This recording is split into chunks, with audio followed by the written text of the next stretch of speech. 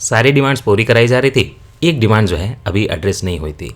बहुत लोगों ने बोला कि सी सेट में गाइडेंस चाहिए, एनालिसिस चाहिए, कैसे अप्रोच करना है।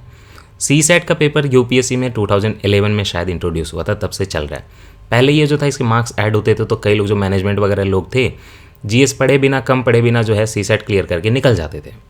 धीरे धीरे इसको क्या किया, थोड़ा मेलो डाउन किया गया। पहले इसको किया गया कि सी सेट के पेपर को क्वालिफाइंग किया गया। क्वालिफाइंग मतलब कि इसमें बोला गया कि आपको ओवरऑल जो मार्क्स है उसका 1/3 लेके आना है। पहले तो इसके पेपर को समझिए। जीएस में आपके, अच्छा पहले बात तो ये कि ये ज़रूरी क्यों है, क्योंकि मतलब पेपर भले धीरे धीरे मॉडरेट किया गया, क्वालिफाइंग किया गया, लेकिन कभी कभी लोगों को बहुत परेशानी आती है, खास करके हिंदी मीडियम में, क्योंकि जो ट्रांसलेशन देते हैं यूपीएससी वाले वो गूगल का ट्रांसलेशन देते हैं, तो कई बार परेशानी आती है। पहले तो पूरी परेशानी थी, कम हुई है, लेकिन फिर भी दिक्कत तो आती है। दूसरी बात, कई लोगों की मैथ्स वीक है तो वहाँ प्रॉब्लम आती है, तो इंग्लिश और मैथ्स का ये जो कॉम्बिनेशन है वहीं पे दिक्कत आती है। लेकिन याद रखें कि ये आपके एप्टीट्यूड को टेस्ट करने का तरीका है, ये आपके इंग्लिश या मैथ्स को टेस्ट करने का तरीका नहीं है। एक्चुअली बेसिक मैथ्स होता है, 10 क्लास का मैथ्स होता है। पहले तो ये समझिए कि पेपर जो है आपका GS1 में, उसमें होता है 100 क्वेश्चन होते हैं, 200 मार्क्स होता है। तो एक क्वेश्चन 2 मार्क्स का होता है और निगेटिव कितना होता है, 2/3, क्योंकि 2 मार्क्स का है तो 1/3। कई लोग जो है 1/3 कर देते हैं, no please don't do that. 2/3 negative होता है, 2 मार्क्स आपके एक सही क्वेश्चन के होते हैं। सी सेट में थोड़ा सा स्ट्रक्चर डिफरेंट है। सी सेट में मार्क्स तो 200 ही होते हैं, लेकिन जो पेपर होता है उसमें क्वेश्चन 80 होते हैं, क्योंकि लेंदी क्वेश्चन माने जाते हैं। रीडिंग कॉम्प्रिहेंशन, LR, मैथ्स जो है, क्वांटिटेटिव एप्टीट्यूड, डेटा इंटरप्रिटेशन, तो 80 क्वेश्चन ही होते हैं, लेकिन मार्क्स 200 का होता है। तो एक क्वेश्चन कितने का हुआ, 2.5 मार्क्स का। निगेटिव कितने का हुआ, 2.5/3, मतलब हाई रिस्क हाई गेन। ठीक है, तो मैं आपको बताऊंगा कि मैंने कैसे, मतलब हमेशा 120 प्लस स्कोर कैसे किया है। पहले मैं ये बता दूं डिस्क्लेमर, मेरा 10th तक जो है मैथ्स पढ़ा है मैंने, जो सब कोई पढ़ते हैं।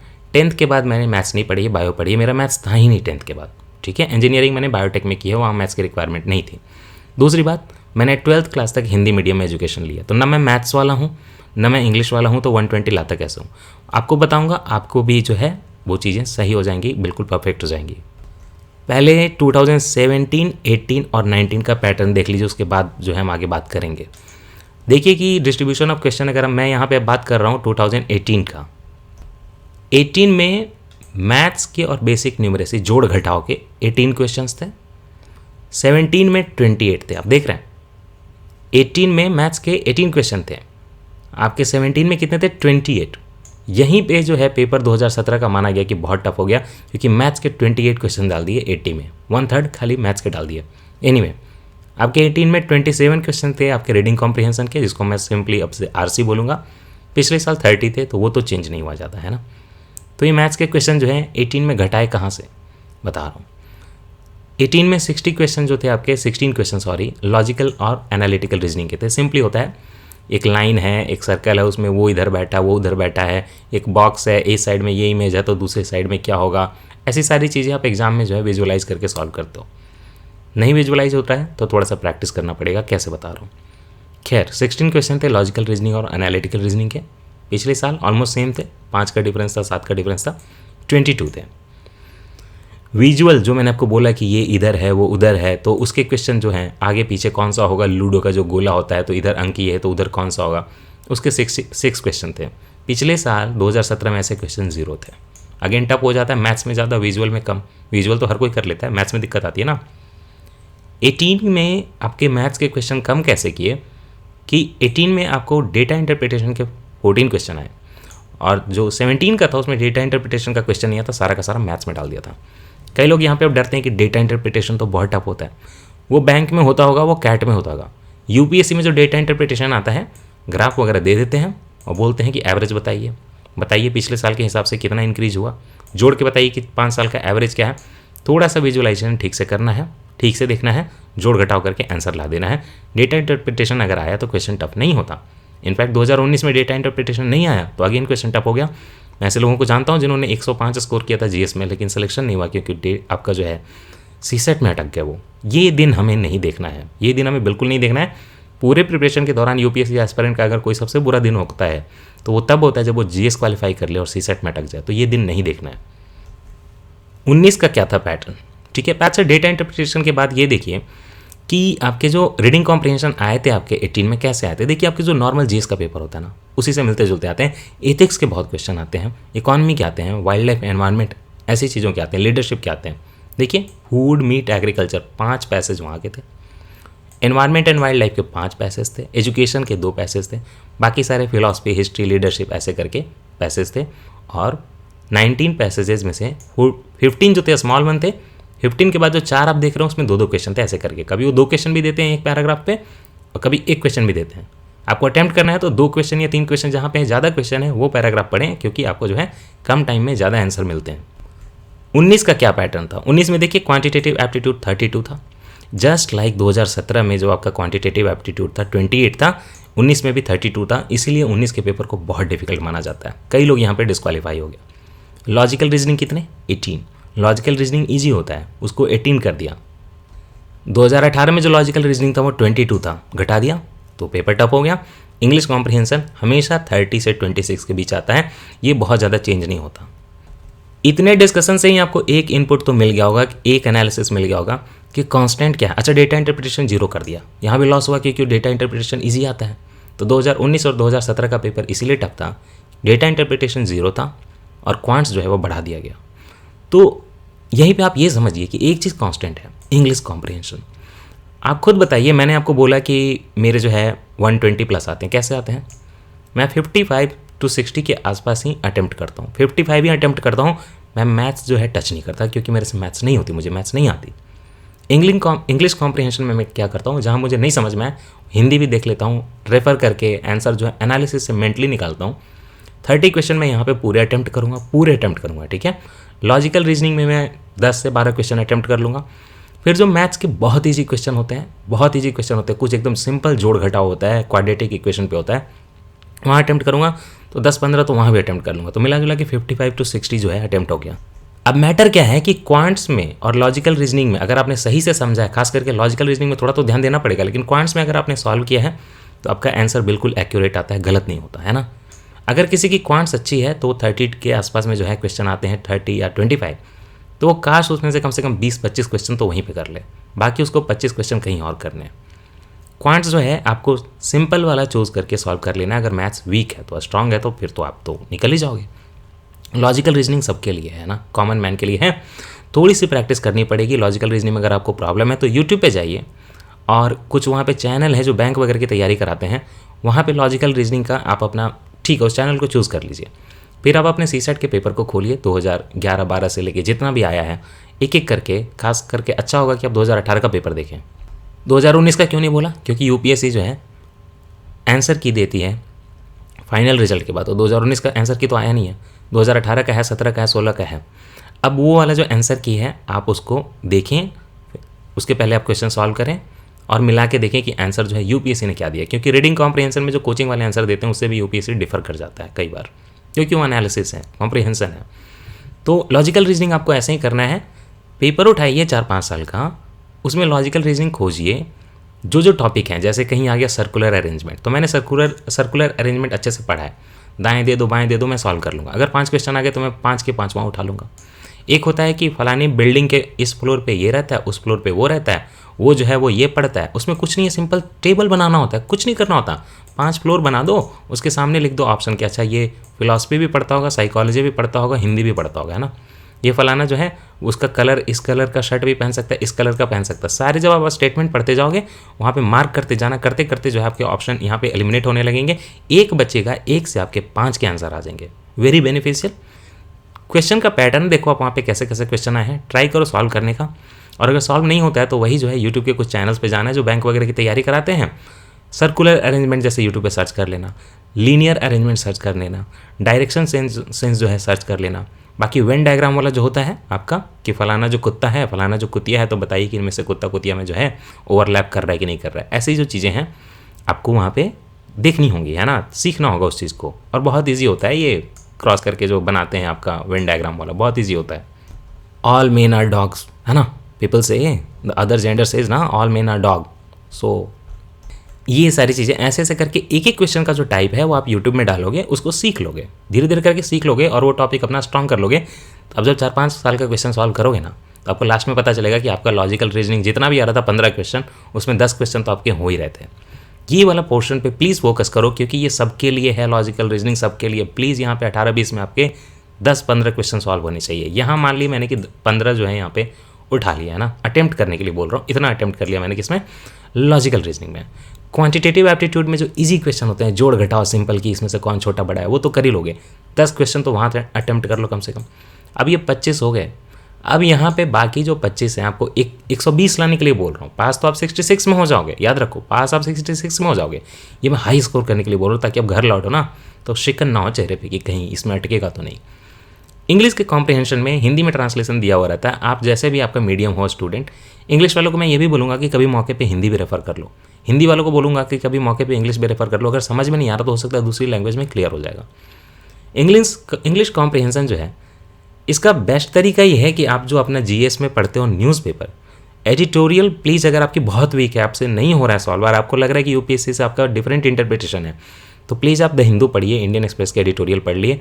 मैं करंट पे से ज़्यादा इसलिए बोलूँगा कि आप रीडिंग कॉम्प्रिहेंशन के लिए पढ़िए। अगर आपका ये पोर्शन वीक है ना, तो वो दिन नहीं देखना है कि वहाँ से निराश होकर लौटना है। तो डेली 1-2 एडिटोरियल पढ़ लिए, उसका जो है सेंस बना लिया आपने। ऐसे करके ये चीज़ें करनी है। मैं यहाँ पे क्या करता हूँ, 30 में से 30 अटैम्प्ट करता हूँ। 2-4 जो है मेरे रॉन्ग होते हैं, उससे ज़्यादा रॉन्ग नहीं होते, तो 25 तो मेरे यहीं पे हो जाते हैं। बाकी में से मैं निकाल लेता हूँ आराम से 30 के आसपास, 120 ऊपर स्कोर आ जाता है। 55 अगर आपके सही हो गए तो आपका स्कोर होता है 125। तो ये प्रोसेस है। आपको इंग्लिश कॉम्प्रिहेंशन तो स्ट्रांग करनी पड़ेगी, खास करके हिंदी मीडियम के स्टूडेंट के लिए मैं बोलूँगा कॉम्प्रिहेंशन पे ध्यान दीजिए। कॉम्प्रिहेंशन पे ध्यान देने का मतलब ये है कि आप जो यूपीएससी के पिछले क्वेश्चन सॉल्व करिए, आपको लगेगा कि आपका इंटरप्रिटेशन गलत है तो एडिटोरियल वगैरह पढ़ना पड़ेगा आपको, और कोई उपाय नहीं है। ये किए बिना अगर गए एग्जाम में, क्योंकि हर साल 30 क्वेश्चन आ रहा है ना, ये किए बिना अगर गए तो बहुत रिस्की हो जाएगा। एक ट्रिक यहाँ पे दे रहा हूँ, इंग्लिश के कॉम्प्रिहेंशन में अपना दिमाग नहीं लगाना। दिमाग नहीं लगाना मतलब ये नहीं कि सुस्ती करनी है, जो वहाँ पे लिखा हुआ है वहीं से आंसर निकालना है। अगर उन्होंने ये बोला है कि आप 4 पॉइंट बताइए, क्या आपको लगता है इसमें से कि क्या रीज़न है, कौन सा इंपॉर्टेंट है, कोई पैराग्राफ दिया हुआ है, अब 5वां पॉइंट लेके आप पैदा मत करो। वहाँ पे उसी लिमिट में सोचना है जितना वहाँ पे लिखा हुआ है, उसके बाहर नहीं सोचना है। जिस पैराग्राफ के 1 से ज़्यादा क्वेश्चन होंगे उसको आप पहले अटैम्प्ट करोगे, टाइम बचेगा। जिस पैराग्राफ के 1 से कम क्वेश्चन होंगे, 1 के क्वेश्चन होंगे, तो उसको जो है बाद में अटैम्प्ट करोगे। ये ध्यान रखना। दूसरी बात कि आप जो है, अगर आपकी इंग्लिश रीडिंग की स्पीड कम है तो अगेन एडिटोरियल पढ़िए, क्योंकि 30 क्वेश्चन पढ़ने में बहुत टाइम लगता है। फर्स्ट प्रायोरिटी ये है कि आप लॉजिकल रीजनिंग और क्वांट से इजी क्वेश्चन निकाल के पहले सॉल्व कर लीजिए, क्योंकि कभी कभी 2 घंटे यहाँ पे कम पड़ जाते हैं, ठीक है। और निगेटिव जो है बेतहाशा नहीं करना है, क्योंकि 2.5/3 कट जाएगा। नेक्स्ट ये कि अब क्या करना है, अभी आपको क्या करना है, अटेम्प्ट करना है जाके यूपीएससी का 2018 का आपका जो सीसेट का पेपर अटेम्प्ट करना है। अगर आपका स्कोर 100+ आ रहा है, या इनफैक्ट अगर आपका स्कोर 95+ आ रहा है, तो आप आज से सीसेट की पढ़ाई नहीं करोगे, बिल्कुल नहीं करोगे, टच नहीं करोगे, जीएस खराब नहीं करोगे, छोड़ दोगे, सीधा एग्जाम है ना। 95 के ऊपर आ रहा है तो, अगर 95 के नीचे आ रहा है और 80 के अराउंड आ रहा है, लाइक 80 से 95, तो आप जो है सेफ जोन में हो। आप क्या करो कि 2-4 साल के यूपीएससी वाले क्वेश्चन पेपर सॉल्व कर लो, उन्हीं का आंसर की देख लो। अगर वो कंसिस्टेंटली मेंटेन रहता है 80 अबव, तो नो इश्यूज़, 2-4 सॉल्व करके एग्जाम में बैठ जाना। अगर 80 के नीचे या 66 के नीचे या 66 से 80 के भी रेंज में है, तो आप सेफ जोन में नहीं हो, ठीक है। सेफ जोन में नहीं हो, कभी भी कुछ हो सकता है। तो आपको क्या करना है, जो पूरा प्रोसेस बताया था वो करना है, पेपर देने हैं, और जो लॉजिकल रीजनिंग है या विजुअल है, उसके जो भी टॉपिक मिले, सर्कुलर अरेंजमेंट, लाइन अरेंजमेंट, और जो फ्लैट वाला होता है, डायरेक्शन सेंस होता है, वेन डायग्राम होता है, ये सारी चीज़ें जो हैं आप यूट्यूब के सर्च में डालोगे और सारी टेक्निक सीखोगे। सीखने के बाद, अटेम्प्ट करने के बाद वो वाला पेपर आप जो है नेक्स्ट ईयर का पेपर अटेम्प्ट करोगे। ये 4-5 करने के बाद पेपर जो है आपकी चीज़ें स्ट्रांग हो जाएंगी। ये लॉजिकल रीजनिंग ऐसे स्ट्रांग करना है ना यूट्यूब के थ्रू। क्वांटिटेटिव एप्टीट्यूड में भी सेम प्रोसेस होगा, लेकिन मैं आपको ये नहीं बोलूँगा कि अगर आपने 12th में मैथ्स नहीं पढ़ी है तो आप जो है परम्यूटेशन कॉम्बिनेशन सीखने लगो, प्रोबेबिलिटी सीखने लगो। 2-3 क्वेश्चन आते हैं, उसको छोड़ देना है, छोड़ देना उसको। सिंपल क्वाड्रेटिक वगैरह के जो क्वेश्चन होते हैं, है ना, ये सारी चीज़ें करो। और इसमें से बड़ा छोटा कौन है, ये जो है एवरेज निकालने वाले, डेटा इंटरप्रिटेशन के लिए जो है आप जो डिफरेंट टाइप के डेटा इंटरप्रिटेशन, जैसे पाई चार्ट हो गया, है ना, लाइन डायग्राम हो गया, ये सारी चीज़ें जो हैं, टेबल वगैरह हो गया, ऐसे डेटा इंटरप्रिटेशन जैसे भी क्वेश्चन आ रहे हैं वही टर्म डालो कि मुझे जो पाई चार्ट सीखना है, तो यूट्यूब में पाई चार्ट डाल दिया, क्लियर कर लो। एक बार डबल पाई चार्ट भी होता है, थोड़ा सा डिफिकल्ट होता है, तो वहाँ पे ताकि कल को डेटा इंटरप्रिटेशन आ गया ईजी में, 10 क्वेश्चन आ गए तो वहाँ पे उसके 5-7 आप वहीं पे उठा लो। समझ रहे हो, एक डेटा इंटरप्रिटेशन पे 4-5 क्वेश्चन होते हैं, सच बेनिफिट है ना।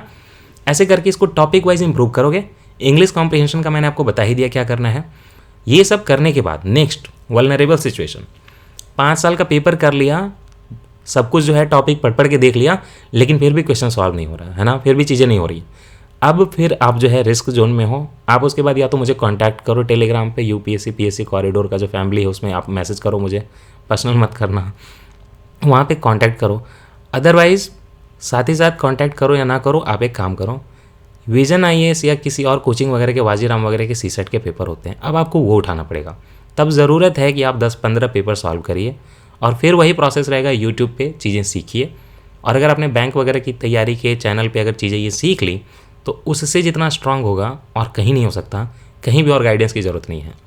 दैट बीइंग सेड, मुझे लगता है कि मैंने सारी चीज़ों को एड्रेस कर दिया है।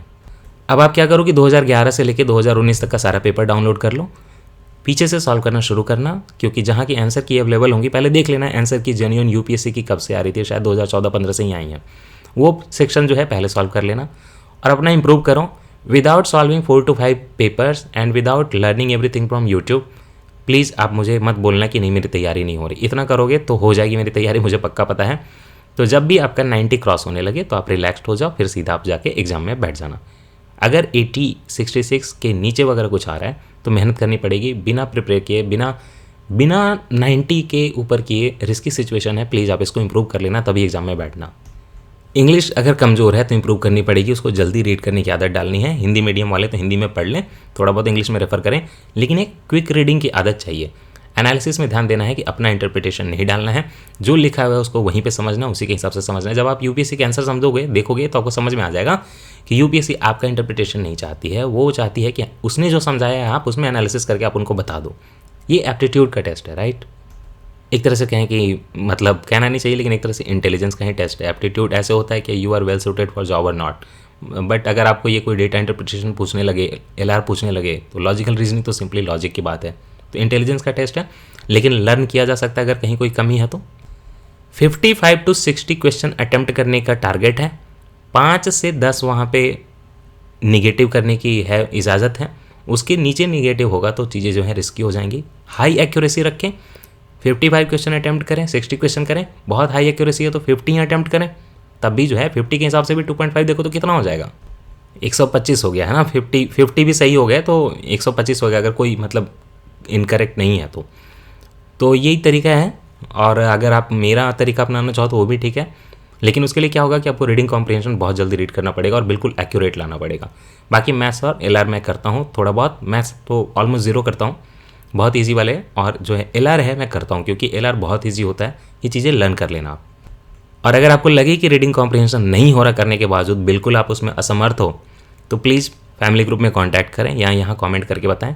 अगर टाइम बचा तो आपको जो है रीडिंग कॉम्प्रिहेंशन के पेपर में सॉल्व करवा दूंगा, 2-4 साल के, इसमें कॉपीराइट भी नहीं, यूपीएससी का है। सॉल्व करके जो है एनालिसिस करके हम लोग सीख लेंगे कि कैसे कैसे अप्रोच करते हैं और कैसे कैसे अप्रोच नहीं करते हैं। तो आई होप मैंने सारी चीज़ें एड्रेस कर दी हैं। अगर कुछ कमी हो गई तो आप भूल रहा हूँ तो शायद आप जो है कमेंट करके बता दीजिए, मैं फिर ट्राई करूँगा कि मे बी नेक्स्ट वीडियो ला दूँ इसके लिए। चलिए दैट्स ऑल, आपका थैंक